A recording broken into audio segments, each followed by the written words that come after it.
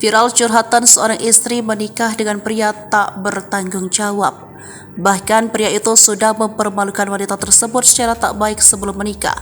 Wanita itu diminta mencuci seluruh pakaian kotor keluarga pacar.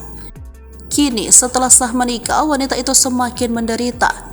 Ia menjadi korban kekerasan dalam rumah tangga yang bahkan melahirkan dan merawat anaknya sendirian. Kisah memilukan ini viral setelah diunggah oleh salah satu akun TikTok. Wanita yang bernama Wiwi Meilani itu mengaku dinikahi seorang pria cuma diberi uang pekah 2,5 juta rupiah. Setelah menikah bukannya bahagia, Wiwi justru dibilang pemalas. Padahal saat itu ia sedang hamil muda.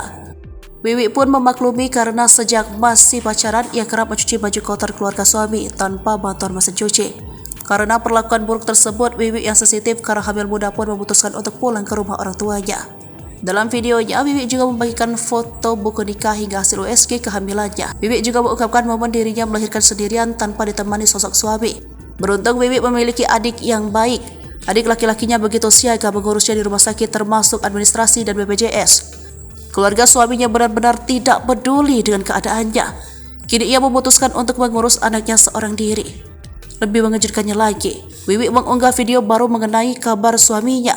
Ternyata sang suami ditangkap polisi karena kepergok melakukan pencurian di Kalijambe, Jawa Tengah.